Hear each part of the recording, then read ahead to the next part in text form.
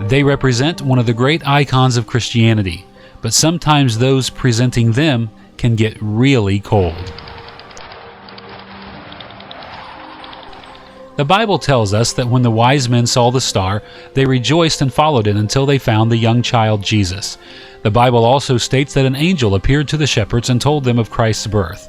The shepherds then went to Bethlehem and rejoiced when they saw the newborn king. Mixing these two accounts together has produced one of the most recognized images of Christianity, the Nativity.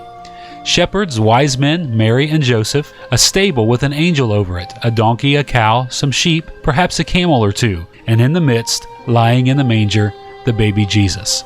The actual events may be somewhat different. The stable was most likely a nearby cave. Since there was really a manger, it implies barn animals, but we are not told in scriptures what animals, if any, were present when Christ was born. And it seems that the wise men showed up after the shepherds had left. By the time they arrived, according to Matthew's Gospel, Jesus is called a young child, not a babe, and the Holy Family is living in a house, not a stable. Still, the image of the Nativity is a powerful one, filled with joy, reverence, and awe. The word nativity simply means birth, and is based on a word for native. In the early part of the Middle Ages, European Christians often carved figurines associated with the birth of Christ and placed them in their homes. They would carve animals, shepherds, Joseph, Mary, and of course the baby Jesus.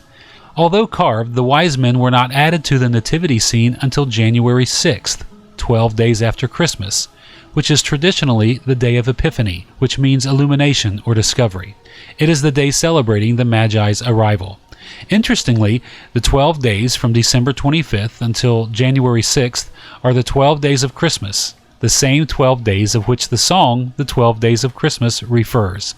Therefore, a homemade nativity scene remained until after the first week of January. The first live nativity dates back to 1223, when St. Francis of Assisi constructed a nativity scene outside his church in Italy. He used it as a teaching lesson and placed live animals around his manger scene to the delight of children and all who came to see what St. Francis had assembled. Little ones were permitted to play in and around the erected nativity scene, while many would sing songs of joy, praising God for the gift of his Son. Soon those who came to enjoy the living nativity began to act out biblical parts.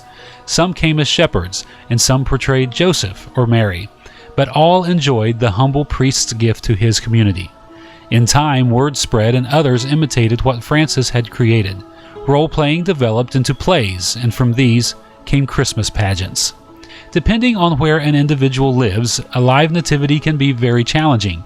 Yet despite snow, drizzle, and bitter wind, many brave souls don first-century garments and face December's weather, all because they have a story to tell.